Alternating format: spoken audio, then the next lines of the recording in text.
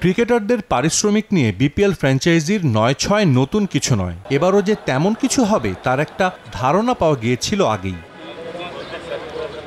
BPL এর নিয়ম হলো টুর্নামেন্ট শুরুর আগে প্রতিটি ফ্র্যাঞ্চাইজি ক্রিকেটারদের পরিশোধ করবে চুক্তির ৫০% অর্থ। টুর্নামেন্ট চলাকালীন ২৫ আর শেষে দিতে হবে বাকি ২৫% অর্থ। কিন্তু ব্যতিক্রম দুর্বার রাজশাহী। টুর্নামেন্ট মাঠে গড়ালেও তারা ক্রিকেটারদের দেয়নি একটা টাকাও। এ নিয়ে সংবাদ সম্মেলনেও কথা বলেন বিজয় তাসকিনরা। সিলেটে পারিশ্রমিক দেওয়ার অঙ্গীকার করেন ফ্র্যাঞ্চাইজি ব্যবস্থাপনা পরিচালক শফিক রহমান, কিন্তু কোনো অর্থ না পাওয়ায় মাঠে না নামার হুমকি দেন ক্রিকেটাররা। বিসিবিকে ৩ কোটি টাকা গ্যারান্টি মানি দেওয়ার কথা থাকলেও সেটাও দেয়নি রাজশাহী। দলটির বিদেশি কোচ খেলোয়াড়রা হুমকি দেন সংবাদ সম্মেলন করার। এরপর তাদের দেয়া হয় চুক্তির ২৫% অর্থ।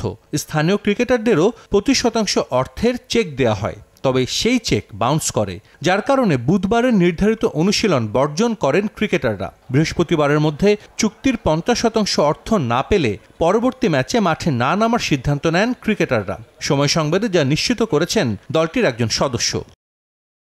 কালকে ডেট দিছে, ওনারা চেক দিছিল, উনি ছিল না। এখন বলতে পারিশ্রমিক পায় নাই, ১৬ তারিখে ওনারা দিবে বলছেন। ১ টাকাও দেননি না, এখন পর্যন্ত আমরা পাই নাই। পারিশ্রমিক না দিলে তারা কিভাবে খেলবো?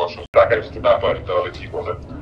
শুধু পারিশ্রমিক নিয়ে ৯-৬ না, বিতর্কিত বিদেশি ক্রিকেটারদের দলে ভিড়িয়েও দুর্বার রাজশাহী জন্ম দিয়েছে অনেক প্রশ্নের। সবশেষ সংযোজন মিগুয়েল কামিন্স, ৩৪ বছর বয়সী ক্যারিবিয়ান পেসার, সবশেষ স্বীকৃত ক্রিকেট খেলেছেন ২.৫ বছর আগে, আর টি-20 ম্যাচ খেলেছেন ৪.৫ বছর আগে। এমন পেসারকে খুঁজে বের করে দলে ফেরানো নিশ্চিতভাবেই ভালো কিছুর ইঙ্গিত দেয় না।